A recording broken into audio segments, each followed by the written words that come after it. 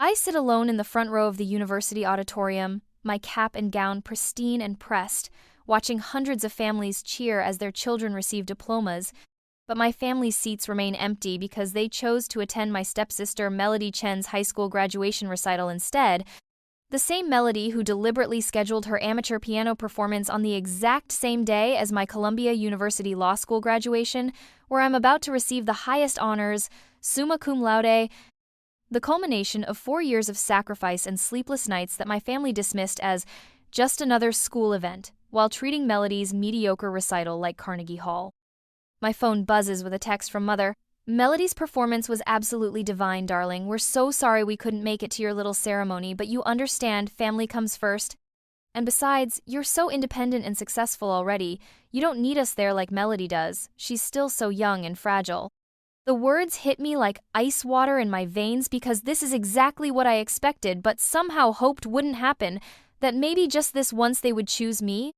Their biological daughter who worked 3 jobs to pay for college while they cheerfully funded Melody's endless piano lessons and art camps and therapy sessions. That maybe my graduating summa cum laude from one of the most prestigious law schools in the country would finally be enough to earn their presence at the most important moment of my life. But here I am surrounded by strangers' joy while my own family celebrates their adopted daughter's high school recital as if it were the Met Opera. Dean Morrison calls my name for the valedictorian speech, and I walk across that stage knowing that Professor Williams, my thesis advisor, is the only person in this massive auditorium who came specifically for me, while every other graduate has entire rows of family members cheering, taking photos, crying with pride. And I deliver my speech about justice and family loyalty with a voice that doesn't shake, even though my heart is breaking because this is supposed to be the proudest moment of my life, and instead I feel like an orphan whose achievements mean nothing to the people who are supposed to love her most. Today we celebrate not just academic achievement, but the support systems that made our success possible. I say into the microphone, my voice carrying across the auditorium to families who actually showed up for their children, the families who prioritized our dreams, who sacrificed their own comfort to ensure we could pursue our goals, who understood that sometimes love means showing up even when it's inconvenient. And as I speak these words, I can see Professor Williams wiping away tears while my parents' empty seats mock me from the front row. After the ceremony, I call Father's assistant Jessica to ask when they'll be home, and she accidentally reveals that they're not at Melody's recital at all. They're at the Chen family's country club, celebrating their daughter's acceptance to Juilliard's preparatory program, a program that costs more than my entire law school tuition, money they said they couldn't spare when I asked for help with my student loans last year, telling me that as their biological daughter I should be more self-sufficient than their adopted daughter who needs extra support to find her place in the world. The betrayal cuts deeper than I expected because it's not just that they missed my graduation, it's that they lied about why, that they couldn't even be honest about choosing her over me, that they felt the need to pretend her mediocre high school recital was more important than my law school graduation, when the truth is, they just prefer celebrating her existence over acknowledging my achievements. I drive home in my beat-up Honda Civic, the same car I've had since sophomore year of college because they spent my car fund on Melody's summer program in Vienna, and I think about how I've spent 24 years trying to earn love that was never going to be freely given, competing in a rigged game where the rules changed every time I started winning, believing that if I just achieved enough, sacrificed enough, proved my worth enough, they would finally see me as more than their low-maintenance daughter who didn't need the same care as their precious adopted princess.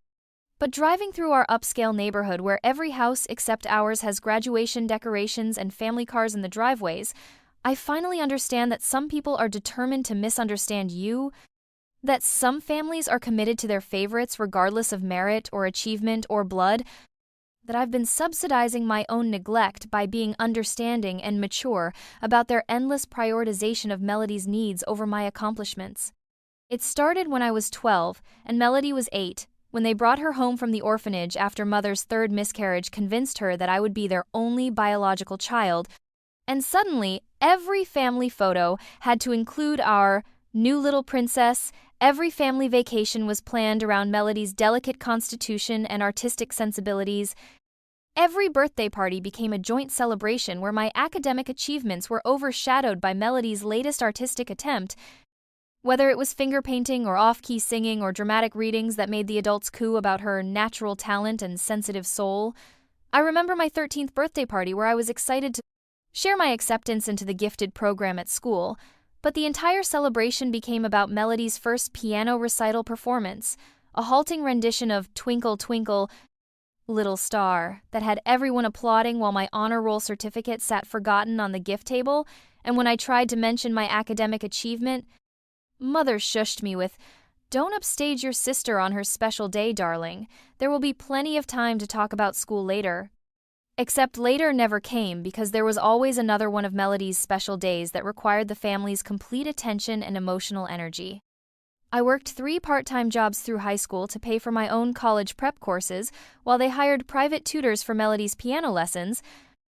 I wrote scholarship essays until my fingers cramped while they cheerfully wrote checks for her summer arts camps. I wore the same interview outfit to every college visit while Melody got a new dress for every recital. And when I got into Columbia with a partial scholarship, they celebrated for exactly 1 dinner before launching into plans for Melody's high school years and all the opportunities they wanted to provide for their artistically gifted daughter. The financial inequality was staggering when I finally added it up during my junior year of college. Roughly $80,000 spent on Melody's artistic development over 6 years, while I received maybe $3,000 in direct support, the rest coming from my own work-study programs and student loans that I'll be paying off for the next decade. But whenever I brought up the disparity, Father would get defensive and start lecturing about how different children have different needs and how I should be proud of my independence rather than keeping score like a petty accountant. Every time I tried to voice feeling overlooked, Mother would get tears in her eyes and explain how Melody needed more attention because she was emotionally fragile from her early trauma. How I was so naturally strong and capable that I didn't need the same level of support. How asking for equal treatment was selfish when Melody was just trying to find her identity in our family, and Father would nod along while writing another check for her piano teacher, her art supplies, her therapy sessions, her special dietary requirements, her everything except my anything. They created this narrative where I was the easy child who required minimal investment, and Melody was the high-maintenance child who needed constant nurturing. But the truth was that I learned to be easy because being difficult meant being ignored, while Melody learned to be high-maintenance because being dramatic meant getting immediate attention. And over the years, this dynamic became so entrenched that my achievements were expected, while her mediocre attempts were celebrated as miraculous breakthroughs in her emotional development. The breaking point came during my senior year of law school, when I was working on my thesis about family law and children's rights, researching cases about parental favoritism and its psychological impact, and I realized that I had become a case study in my own research, that I had spent my entire life competing for scraps of attention from parents who decided long ago that their adopted daughter's needs would always come before their biological daughter's achievements, that I had been subsidizing my own neglect by being low maintenance and self-sufficient, while they poured love and money into making Melody feel special. Reading about other families where biological children were sacrificed for adopted ones, where parents overcompensated for their guilt about adoption by creating hierarchies that damaged everyone involved, I saw my own story reflected in academic papers and court cases, and I understood that this wasn't about love or fairness or even preference. It was about their need to feel like saviors and my willingness to be sacrificed on the altar of their altruism. During Christmas break of my final year, I tried one last time to have an honest conversation with them about feeling overlooked, about needing their support during the most stressful period of my life, about wanting them to prioritize my law school graduation the same way they prioritized every one of Melody's performances, and Mother actually laughed and said, "Oh, Sophia, you're so dramatic. Of course we'll be there for your graduation. It's not like we would miss such an important event." But even as she spoke, I could see her mentally calculating whether the date would conflict with any of Melody's activities, and sure enough, 2 weeks later, Melody would tearfully announce that her recital had been scheduled for the same day, setting up the choice that I already knew they would make because they had been making the same choice for 12 years, always choosing her needs over my achievements, always prioritizing her emotional well-being over my academic success, always finding reasons why this time was different, why this time she needed them more than I did, Why this time I should understand and be the bigger person and sacrifice my moment for the sake of family harmony. 3 days after my graduation, they finally ask about the ceremony, and when I mention receiving Summa Cum Laude honors and being offered a position at Manhattan's most prestigious law firm, Mother barely looks up from her phone, where she's scrolling through photos from Melody's recital, and Father interrupts my news to announce that they're using my college fund money I never received, to buy Melody a Steinway piano for her 18th birthday, the same fund that was supposed to help with my student loans but that they'd claimed was tied up in investments for the past 4 years. We thought it would be a wonderful surprise for her birthday party. Mother says, still not looking at me, and since you're so successful already, you don't really need the money anymore, do you? Besides, Melody's artistic development is at such a crucial stage, and a quality instrument will make all the difference in her auditions for music programs. The casual way they dismiss my achievements while redirecting family resources to fund Melody's mediocrity makes something snap inside my chest. A lifetime of suppressed resentment finally breaking free, as I realize that they will never see me as anything more than a supporting character in Melody's story, that my law degree and job offer and academic honors are just footnotes to their real daughter's musical journey, that they've been waiting for me to become financially independent so they could stop pretending to care about my needs and focus entirely on their favorite child. I have $60,000 in student loans, I say quietly, and you're spending my college fund on a piano for someone who can barely play chopsticks without hitting wrong notes, but Father just waves his hand dismissively and says, "Your loans are an investment in your future, dear, and you'll pay them off easily with your lawyer salary, but Melody's artistic gifts are irreplaceable and time-sensitive. We can't let her potential go to waste because you're worried about money." When I explain that the law firm position requires me to start immediately, meaning I'll miss Melody's birthday party, a catered affair for 200 people that costs more than my entire law school graduation celebration, Mother becomes hysterical, accusing me of being jealous of my sister's success, of prioritizing my career over family, of being cold and selfish just like my grandmother, Father's mother, who never approved of the adoption. And she delivers an ultimatum that reveals everything I've always suspected about their priorities. You can choose that job or you can choose this family, because we will not tolerate you undermining Melody's special day with your competitive nature and petty jealousy, and if you can't support your sister's happiness, then maybe you don't belong in this family at all. The ultimatum hangs in the air between us like a blade, and I realize that this is the moment I've been unconsciously preparing for my entire life, the moment when they finally drop the pretense of loving me equally and reveal that I've always been expendable, that my role in this family was to be the responsible one who sacrificed for Melody's dreams, who worked to pay for my own education while they funded her artistic development, who understood that her emotional needs would always come before my academic achievements, who graciously stepped aside whenever her mediocrity required the spotlight that should have shone on my excellence. They're not asking me to choose between a job and a party. They're asking me to choose between my future and their fantasy of themselves as the perfect adoptive parents, between my self-respect and their need to continue sacrificing me for their favorite daughter's comfort. I choose the job because I finally understand that I'll never be enough for them, that my achievements will always be footnotes to Melody's mediocrity, that loving them more than they love me is a losing proposition that will destroy my soul one piece at a time, and as I walk out of their house for what I don't know will be the last time,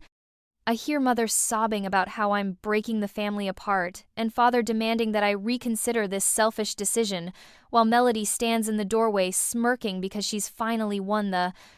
competition she's been orchestrating for 12 years, the competition for our parents' love and attention and financial resources, the competition where I was always meant to lose, because I made the mistake of being born first, and being their biological child instead of their charity case. I'm driving to my first day at Morrison Chen Associates, ironically named, given my own Chen family situation, tears streaming down my face as I think about how they're probably already making excuses to the extended family about why I won't be at Melody's party, how they'll paint me as the ungrateful daughter who abandoned her family for career ambitions, how they'll use my absence to generate more sympathy for their precious adopted daughter who just wants her sister's support on her special day, And I'm crying so hard, I don't see the 18-wheeler running the red light until it's too late, don't have time to brake or swerve, just see Melody's smug face in my rearview mirror as the truck slams into my driver's side door. And my last thought before everything goes black is wondering if they'll even interrupt the birthday party to come to my funeral, or if they'll wait until after Melody blows out her candles to deal with the inconvenience of their dead daughter. I'm floating above the hospital bed watching doctors work on my broken body while my parents stand in the hallway arguing about whether to postpone Melody's party, with Mother insisting that Sophia would want the party to go on, and Father reluctantly agreeing that she was always so understanding about family priorities. And I realize they're going to let their daughter die while debating party logistics, that even my death is being measured against their adopted daughter's birthday celebration. And as the machines start beeping faster and the doctors start shouting medical terminology, I feel a rage so pure it burns through my chest like fire, and I scream into the void that if I could do it all over again, I would make them choose. I would force them to see what they'd lost by treating their own blood like a stranger. I would stop competing for love that was never going to be freely given and let them reveal their true priorities to the world. Then I opened my eyes and realized I had been reborn, but not to childhood or adolescence like I might have expected. Instead, I'm sitting in my childhood bedroom looking at my law school graduation invitation that arrived 3 days ago.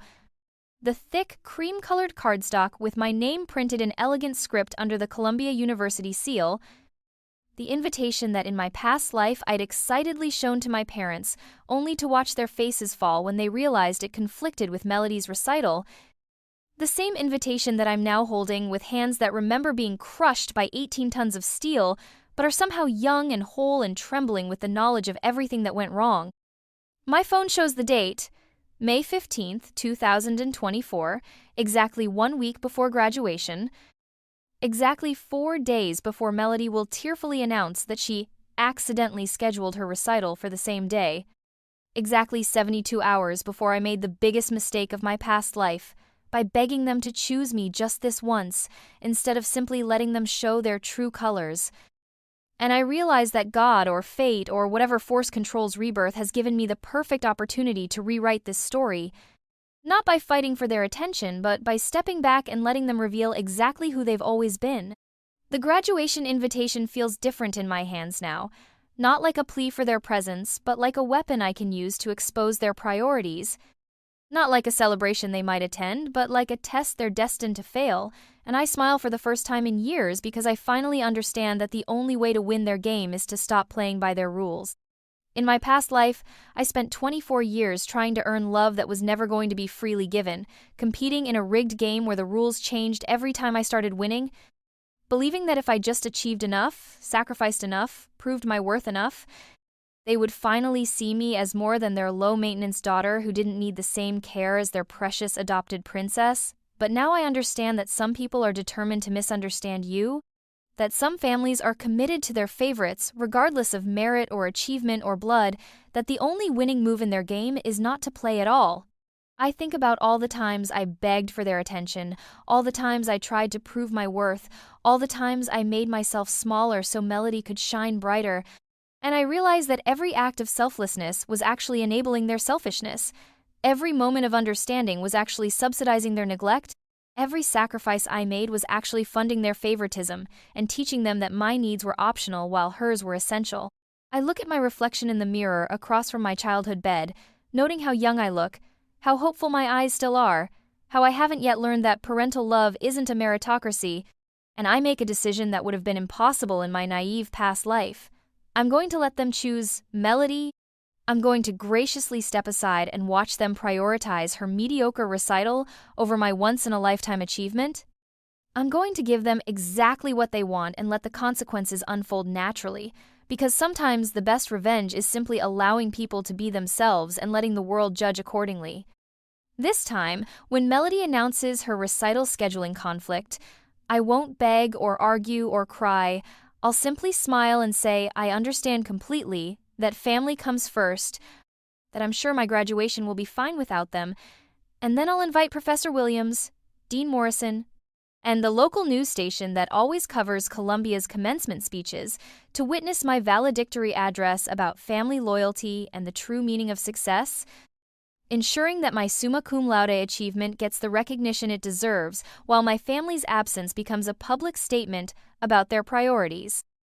The beauty of this plan is that it requires no lies, no manipulation, no cruelty on my part, just the simple act of accepting their choice and letting them live with the consequences, of stepping aside gracefully and allowing them to show the world exactly who they really are when they think no one important is watching. I'm going to be the perfect daughter, right up until the moment they reveal themselves to be imperfect parents, and then I'm going to let everyone else draw their own conclusions about a family that would miss their biological daughter's law school graduation to attend their adopted daughter's high school recital, because sometimes the most devastating revenge is simply documenting the truth and letting other people judge whether it's acceptable. Right on schedule, Melody comes skipping into the kitchen during breakfast, her pixie-cut hair bouncing as she delivers her devastating news with all the dramatic flair of a bad soap opera actress, telling us that her piano teacher just informed her that the only available recital slot at the prestigious Hartwell Music Academy is May 2020, the exact same day as my graduation,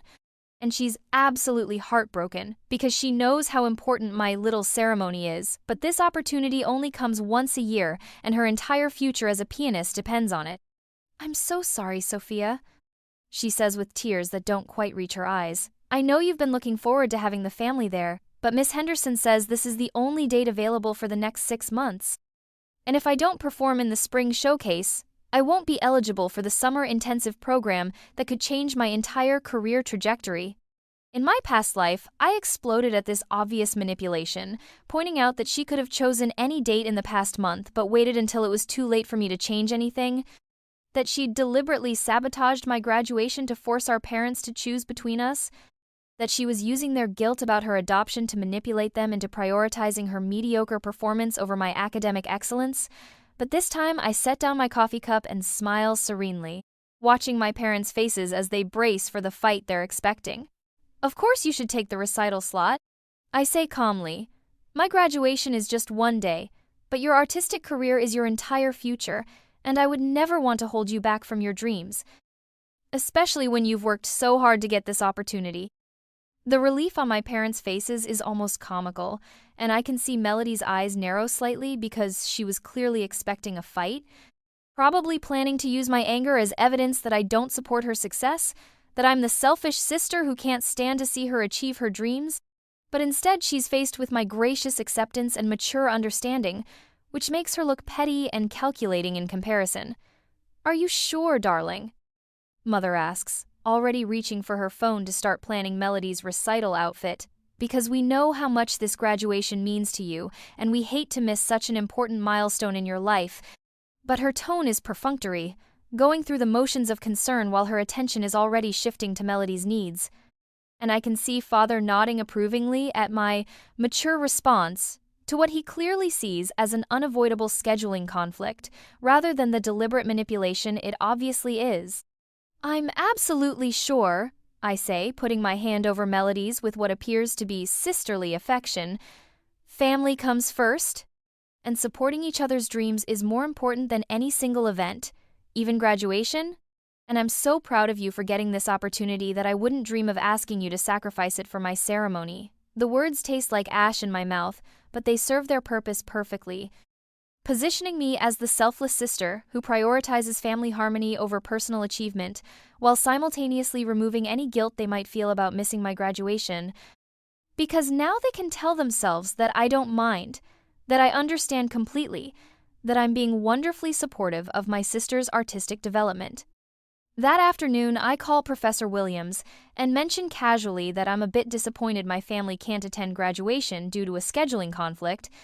and he immediately offers to arrange for extra coverage of the ceremony, since I'm not only the valedictorian but the youngest student in Columbia Law School's history to graduate summa cum laude, and when I suggest that local news stations might be interested in that angle, he's already reaching for his phone to call his contacts at Channel 7 News,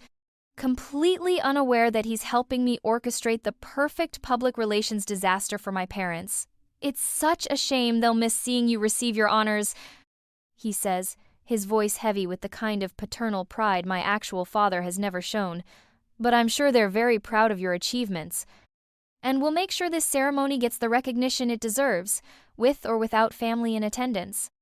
I start making phone calls to aunts, uncles, and family friends, not to complain or seek sympathy, but simply to share my graduation news and mention, almost as an afterthought,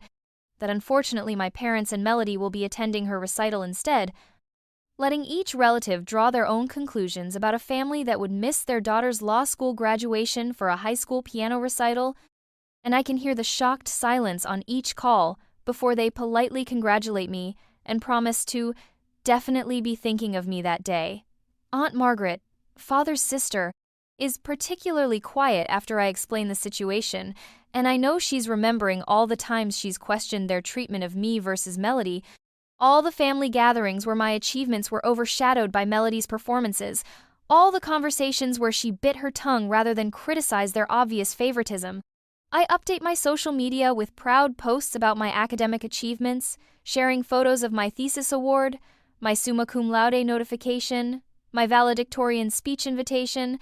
creating a public record of my accomplishments that will make my family's absence even more glaring when the graduation coverage airs, and I watch the likes and congratulations pour in from classmates, professors, family, friends, and extended relatives who are clearly puzzled about why my immediate family isn't publicly celebrating these incredible achievements. Each comment asking, "Are your parents so proud?" or "Can't wait to see the graduation photos," builds the case for my inevitable vindication, creating a digital trail of evidence that will make their absence impossible to explain or excuse when the news coverage makes it public knowledge. I wake up to radio silence from my parents. No good luck texts, no breakfast celebration, no proud parents trying to pin boutonnieres or adjust graduation caps. Just the quiet house of a family that has already left to help Melody prepare for her afternoon recital, and I take my time getting ready in my empty house, applying makeup with steady hands, arranging my honor cords and academic regalia with precision, taking selfies that will later document this as the day I learned to celebrate my own achievements without needing anyone's permission or validation. The silence feels different this time, not like abandonment but like freedom, not like rejection but like release from the exhausting cycle of seeking approval that was never going to come. And I look at myself in the mirror and see not the forgotten daughter, but the woman who finally learned to value herself enough to stop begging for love from people who were never going to give it freely. Professor Williams arrives to drive me to campus, and when he sees my parents' empty driveway, his face darkens with understanding. But he doesn't ask questions. Instead, he tells me that my thesis on family law has been selected for publication in the Columbia Law Review, that I've been offered a full scholarship to pursue my LLM if I want it, that today is about celebrating the incredible young woman I've become regardless of who is or isn't in the audience, and for the first time in my life I feel truly proud of myself without needing external validation. "You know, Sophia," he says as we drive through the morning traffic, "the families who don't show up for moments like this tell us more about themselves than about the people they're supposed to support, and I want you to know that your academic family is incredibly proud of what you've accomplished, and we'll make sure today reflects the magnitude of your achievements." Channel 7 News has sent a full crew to cover Columbia's youngest Summa Cum Laude graduate, and as I deliver my valedictorian speech about justice, family, and the importance of recognizing true loyalty versus superficial gestures, the camera captures my confidence, my poise, my undeniable intelligence, and afterward the reporter interviews me about my achievements, my thesis, my future plans, creating a permanent record of my excellence that will be broadcast to the entire city, including everyone my parents know. "What inspired you to pursue family law?" the reporter asks, and I smile directly into the camera as I answer, "I've always been interested in the legal frameworks that protect children's rights and ensure that family relationships are based on genuine care rather than obligation. And I think my research into parental favoritism and its long-term effects will help other young people understand that they deserve families who celebrate their achievements rather than families who treat their success as secondary." To other priorities. My valedictory address is carefully crafted to honor true family values without directly criticizing anyone, discussing how some people show love through presence while others show love through enablement. how real support means celebrating achievements even when they're inconvenient, how the most important lesson law school taught me is that loyalty must be mutual to be meaningful, and as I speak these words into the microphone, I can see Professor Williams wiping away tears while the news camera captures every word for broadcast to thousands of viewers, including my parents' friends, colleagues, and social circle. Today, I stand before you not just as a graduate, but as someone who has learned that the family we choose is often more important than the family we're born into. I say, my voice carrying across the auditorium, and I'm grateful to everyone who chose to be here today to celebrate not just my academic achievements, but the values of loyalty, commitment, and genuine support that made this moment possible. After the ceremony, I'm surrounded by reporters, classmates, and faculty members who want to congratulate me, take photos, and discuss my future, and my phone starts buzzing with texts from extended family members who are watching the news coverage and asking where my parents are, why they're not featured in any of the interviews, whether everything is okay with the family, and I respond to each message with grace and discretion, never directly criticizing but letting people draw their own conclusions. They had a prior family commitment. I text back to each inquiry, but I'm so grateful for all the support I've received from my academic family and extended relatives, and I can practically hear the conversations that will be happening at dinner tables across the city tonight as people try to understand what kind of family commitment could be more important than a daughter's law school. Graduation. The evening news runs my story as their feel-good segment. Local student overcomes adversity to graduate Summa cum laude, featuring interviews with me, Professor Williams, and Dean Morrison, all of whom praise my determination, work ethic, and character, while carefully avoiding any mention of my family's absence until the reporter notes that Sophia celebrated this incredible achievement with her academic mentors, showing that sometimes the family we choose is just as important as the family we're born into. And the camera pans across the auditorium showing hundreds of proud families before cutting back to me standing alone with my diploma, the visual contrast making their absence more powerful than any words could. Within hours, the news segment is being shared across social media platforms by classmates, professors, family friends, and strangers who are inspired by the story but also clearly puzzled by the lack of family presence. And the comment section fills with questions about where my parents are, speculation about family dynamics, and increasingly critical observations about parents who would miss such a significant milestone, creating exactly the public scrutiny I knew they would desperately want to avoid. "Where is her family?" reads one comment with dozens of likes. "This girl just graduated summa cum laude from Columbia Law School and she's celebrating alone? Something doesn't add up here." And another person responds, "Right? My parents drove 12 hours to watch me graduate from community college. I can't imagine missing your daughter's law school graduation for any reason."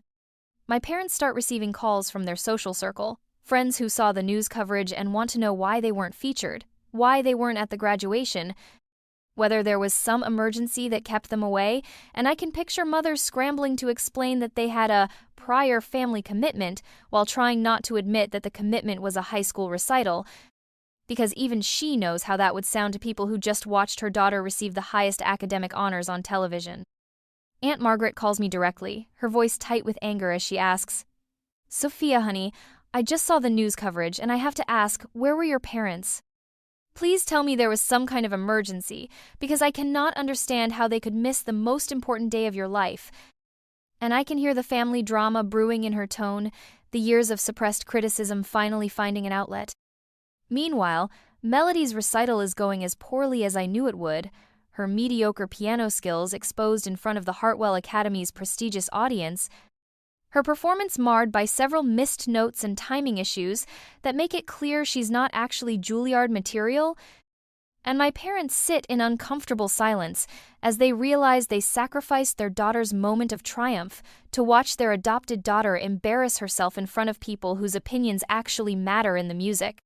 world. The irony is delicious because they chose her mediocrity over my excellence, and now they're watching her fail spectacularly while missing my spectacular success, and I know they're sitting in those uncomfortable auditorium seats wondering if they made the right choice, whether a high school recital was really worth missing their daughter's law school graduation, whether they can explain this decision to their friends and family without sounding like terrible parents. That night, I receive a series of increasingly frantic calls from Mother, first congratulating me on my lovely news coverage, then asking why I didn't tell them there would be cameras, then demanding to know why I made them look bad on television, and finally breaking down in tears as she realizes that their absence from my greatest achievement is now public knowledge, that their friends are asking uncomfortable questions, that they've been exposed as parents who prioritize their adopted daughter's mediocrity over their biological daughter's excellence. "You deliberately made us look bad," she sobs into the phone.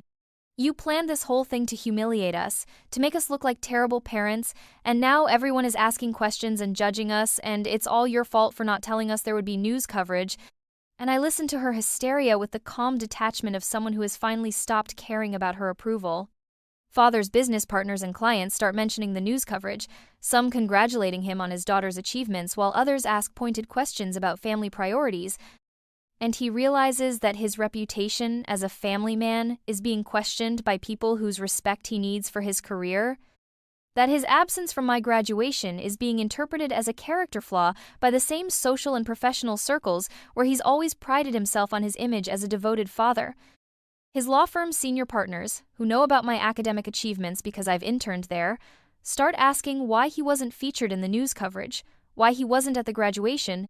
whether everything is okay with his family,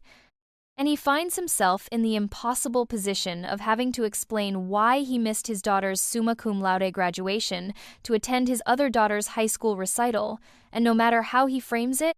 it sounds like exactly what it is. A parent who chose favoritism over fairness, mediocrity over excellence, and his adopted daughter's comfort over his biological daughter's achievement.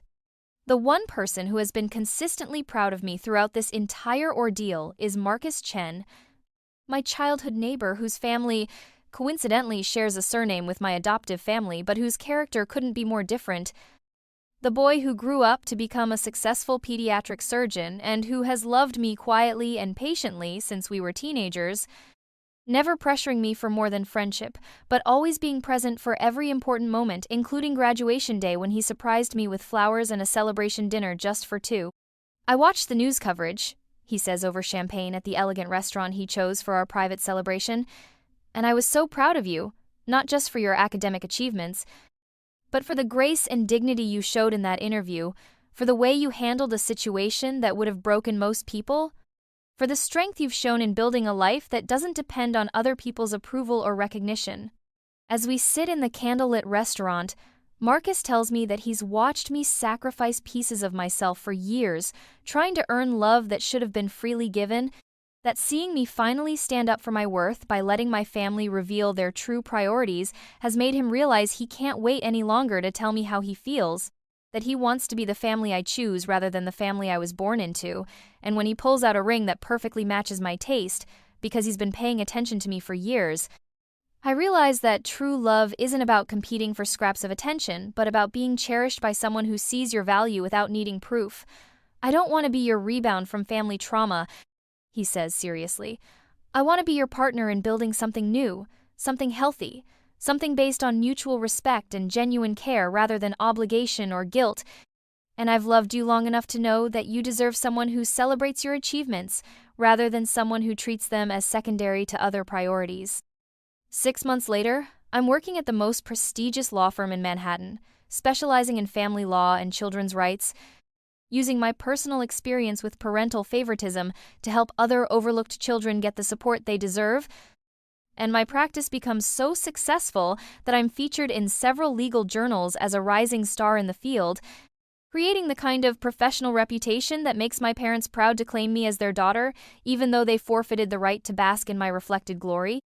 My engagement to Marcus is announced in the society pages, and suddenly my parents are interested in rebuilding our relationship, sending congratulatory cards and flowers and asking to meet for lunch. But I respond with the same polite distance they always showed my achievements, thanking them for their interest, but explaining that I'm building a life with people who choose to prioritize me. When my parents finally attempt to reconcile, showing up at my law office with flowers and apologies, I receive them with the same professional courtesy I would show any potential client, thanking them for their visit but explaining that I'm building a life with people who choose to prioritize me,